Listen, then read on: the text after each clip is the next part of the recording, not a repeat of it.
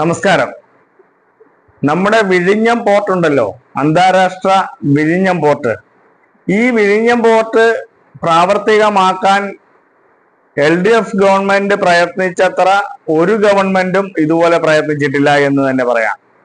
കാരണം ആ വിഴിഞ്ഞം പോർട്ട് ഇവിടെ വരുന്നതിനും അതിന്റെ അടിസ്ഥാന സൗകര്യ വികസനത്തിനും വേണ്ടിയിട്ട് മറ്റ് കാര്യങ്ങളൊക്കെ ചെയ്യുന്ന മുറയ്ക്ക് കേന്ദ്രത്തിന്റെ അനുമതിയും മറ്റും കിട്ടുന്നതിന് വേണ്ടിയിട്ട് ഏറ്റവും ആദ്യം ഇടതുപക്ഷ സർക്കാരാണ്, VS സർക്കാർ എന്ന സമയത്താണ് ഇതിന്റെ അനുമതി നേടുന്നതിന് വേണ്ടി കേന്ദ്രത്തിലേക്ക് അപേക്ഷ അയച്ചത് ഉൾപ്പെടെ എല്ലാം ഇടതുപക്ഷ ഗവൺമെന്റ് ആയിരുന്നു ചെയ്തിരുന്നത്.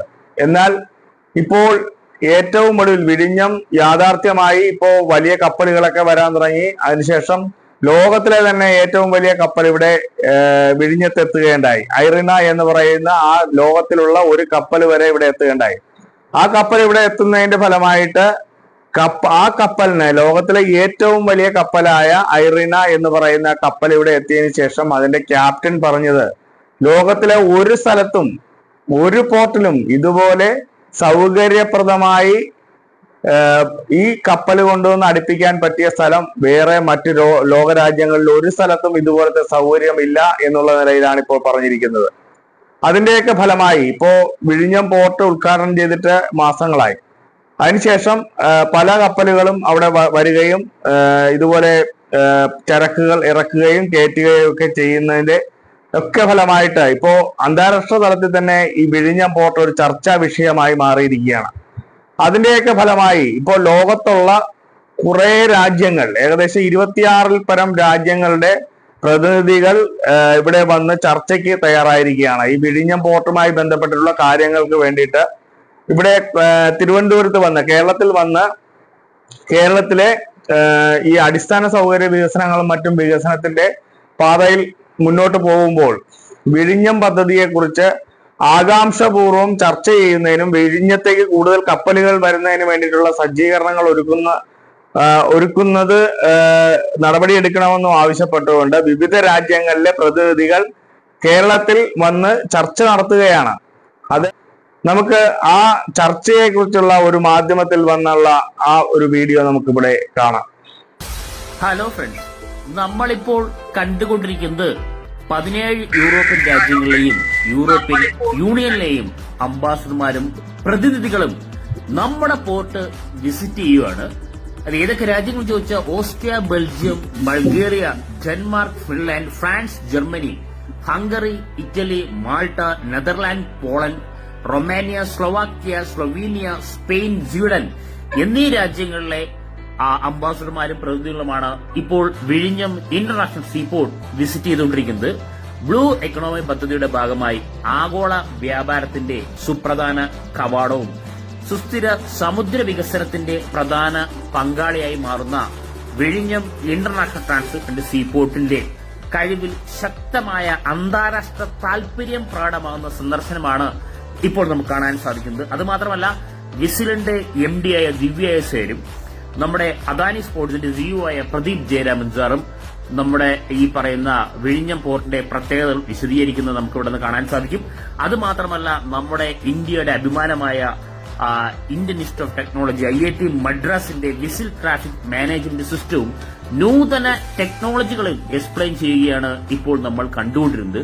നമ്മൾ ഇന്നലെ വരെ പറഞ്ഞത് ഇന്ത്യയുടെ ഒരേ ഒരു ട്രാൻസ്ഷിപ്മെന്റ് ഹബ്ബായ വിഴിഞ്ഞം ഇന്റർനാഷണൽ ട്രാൻസ്ഷിപ്മെന്റ് സീപോർട്ട് ട്രിവാൻഡ്രമെങ്കിൽ ആഗോള ട്രാൻസ്ഷിപ്മെന്റ് ഹബ്ബായി മാറുകയാണ് ഇപ്പോൾ നമ്മുടെ പോർട്ട് എന്ന് പറയുന്നതിൽ നമുക്ക് അഭിമാനത്തിന് ഉത്തമ ഉദാഹരണമാണ് ഇന്ത്യയിലേക്കുള്ള ട്രാൻസ്ഷിപ്മെന്റ് എല്ലാം ഇന്ത്യയിലേക്ക് മടക്കിക്കൊണ്ടുവരാൻ വിഴിഞ്ഞം ഇന്റർനാഷണൽ ട്രാൻസ്ഷിപ്മെന്റ് പോർട്ടിന് സാധിച്ചത്. മാത്രമല്ല, നേരത്തെ ഇന്ത്യയിലേക്ക് വന്ന ട്രാൻസ്ഷിപ്മെന്റ് ഏത് രാജ്യത്തിലൂടെയാണോ വന്നുകൊണ്ടിരുന്നത് ആ രാജ്യത്തിലെ ട്രാൻസ്ഷിപ്മെന്റും ഇപ്പോൾ ഹാൻഡിൽ ചെയ്യുന്നത് വിഴിഞ്ഞം പോർട്ട് എന്ന് പറയുന്നതിൽ നമുക്ക് അഭിമാനം തന്നെയാണ്. ആ ഒരു ലെവലിലേക്ക് മാറിക്കൊണ്ടിരിക്കുന്നു. അതുകൊണ്ടാണ് ആഗോള ട്രാൻസ്ഷിപ്മെന്റ് ഹബ്ബായി നമ്മുടെ പോർട്ട് മാറിക്കൊണ്ടിരിക്കുന്നു എന്ന് പറയുന്നത്. അതായത് ഇന്നലെ വരെ ഇന്ത്യയുടെ ട്രാൻസ്ഷിപ്മെന്റ് ആണെങ്കിൽ ഇനി ആഗോള ട്രാൻസ്ഷിപ്മെന്റ് ഹബ്ബായി മാറും എന്നുള്ള കാര്യത്തിൽ സംശയമില്ല. അതുകൊണ്ടാണ് ഈ യൂറോപ്യൻ യൂണിയനിലെ ഈ പറയുന്ന അംബാസഡർമാരും പ്രതിനിധിമാരും നമ്മുടെ പോർട്ട് വിസിറ്റ് ചെയ്യുന്നത്. പോർട്ട് തുടങ്ങി കുറച്ച് മാസങ്ങളെ ആയിട്ടുള്ളൂ എന്ന് എല്ലാവർക്കും അറിയാം. ഇനി സെക്കൻഡ് ഫേസ് വർക്ക് കംപ്ലീറ്റ് ചെയ്യാനുണ്ട്, കണക്ടിവിറ്റി കംപ്ലീറ്റ് ചെയ്യാനുണ്ട്. ഇതെല്ലാമായി മാറുമ്പോൾ തീർച്ചയായിട്ടും ആഗോള ട്രാൻസ്ഷിപ്മെന്റ് ഹബ്ബായി നമ്മുടെ പോർട്ട് മാറും എന്നുള്ള കാര്യത്തിൽ സംശയമില്ല. ആ കാര്യങ്ങൾ നൂതന ടെക്നോളജി എക്സ്പ്ലെയിൻ ചെയ്യുകയാണ്. അത് മാത്രമല്ല, ചൈനയിൽ നിന്നൊരു കപ്പൽ യൂറോപ്പിലേക്ക് പോവുകയാണെങ്കിൽ ഏറ്റവും അടുത്ത്, അതായത് ഇന്റർനാഷണൽ സീ റൂട്ടിലും ഈസ്റ്റ് വെസ്റ്റ് ഇന്റർനാഷണൽ സീ റൂട്ടിന്റെ ഏറ്റവും അടുത്തുള്ള പോർട്ട് നമ്മുടെ പോർട്ടാണ്. അത് മാത്രമല്ല, വേലിയേറ്റ വേലിയിറക്ക റേഷ്യോ എന്ന് പറയുന്നത് 45 സെന്റിമീറ്റർ മുതൽ 50 സെന്റിമീറ്റർ വരെയാണ്. അതുകൊണ്ട് ഏത് രാത്രിയോ പകലോ നമ്മുടെ പോർട്ടിൽ കപ്പൽ അനായാസേന ബർത്ത് ചെയ്യാനായി സാധിക്കും എന്നൊരു പ്രത്യേകത തന്നെയുണ്ട്. മറ്റുള്ള പോർട്ടുകളിലൊന്നും അങ്ങനെയല്ല. അതുകൊണ്ടാണ് അത് ഹൈലൈറ്റ് പറയുന്നത്. അത് മാത്രമല്ല, ലോകത്തിലെ ഏറ്റവും വലിയ ആഴക്കടൽ പോർട്ട് ലിസ്റ്റുള്ള പോർട്ട് തന്നെയാണ് നമ്മുടെ പോർട്ട്. 18 മുതൽ 22 മീറ്റർ വരെയാണ് ആഴം. മാക്സിമം ഡ്രാഫ്റ്റ് 17 മീറ്റർ ഡ്രാഫ്റ്റിൽ തന്നെ തൊട്ടടുത്ത ദിവസം ഒരു കപ്പൽ പോയ വാർത്ത നമ്മൾ കണ്ടിട്ടുണ്ടായിരുന്നു. ലോകത്തിലെ ഏറ്റവും വലിയ കപ്പലായ MSC അയർന വളരെ അനായാസ ബർത്ത് ചെയ്ത ലോകത്തിലെ തന്നെ ഒരേ ഒരു പോർട്ട് എന്ന് പറയാം. കാരണം അയർന ധാരാളം പോർട്ടിൽ പോയിട്ടുണ്ടെങ്കിലും അയർനയുടെ ക്യാപ്റ്റനാണ് പറഞ്ഞത് വളരെ ഈസി ആയിട്ട് ബർത്ത് ചെയ്യാൻ പറ്റുന്ന ഒരേ ഒരു പോർട്ട്, ഈസി ആയിട്ട് ബർത്ത് ചെയ്യാൻ പറ്റുന്ന ഒരേ ഒരു പോർട്ട്. അങ്ങനെ പറയാൻ കാരണം ഈ പറഞ്ഞ ഇന്റർനാഷണൽ ഷിപ്പിംഗ് റൂട്ടിന്റെ അടുത്താണ്, വേലിയേറ്റ വേലിയിറക്ക റേഷ്യോ കുറവാണ്, ഡീപ്പ് വാട്ടർ പോർട്ടാണ്, വളരെ ഈസി ആയിട്ട് തിരിയുന്ന പറ്റുന്ന രീതിയിലുള്ള സ്ട്രക്ചർ ഡിസൈനാണ് നമ്മുടെ പോർട്ടുള്ളത്. ഇത്രയധികം പ്രത്യേകതയുള്ള പോർട്ട് ലോകത്തിൽ അപൂർവങ്ങളിൽ അപൂർവം എന്ന് തന്നെ പറയേണ്ടി വരും. 2028 സെക്കൻഡ് ഫേസിന്റെ വർക്കുകൾ കംപ്ലീറ്റ് ആകും. ഉടൻ തന്നെ സെക്കൻഡ് ഫേസിന്റെ വർക്കുകൾ സ്റ്റാർട്ട് ചെയ്യും. സെക്കൻഡ് ഫേസിന്റെ വർക്കുകൾ സ്റ്റാർട്ട് ചെയ്യുന്നതോടൊപ്പം തന്നെ വിഴിഞ്ഞം പോർട്ട് റിലേറ്റ് ചെയ്തിട്ടുള്ള എല്ലാ അപ്ഡേഷനും ആദ്യം തന്നെ ഈ ചാനൽ നോട്ടിഫിക്കേഷൻ ലഭിക്കുന്നതായിരിക്കും. Thank you friends. വിഴിഞ്ഞം പോർട്ടിന്റെ ഔദ്യോഗികമായിട്ടുള്ള എല്ലാ കാര്യങ്ങളും നിർവഹിക്കുന്നത്, ഒഫീഷ്യൽ ആയിട്ടുള്ള കാര്യങ്ങളും എല്ലാം നിർവഹിക്കുന്നത് കളക്ടർ കൂടിയായിട്ടുള്ള ദിവ്യ എസ് അയ്യർ ആണ്.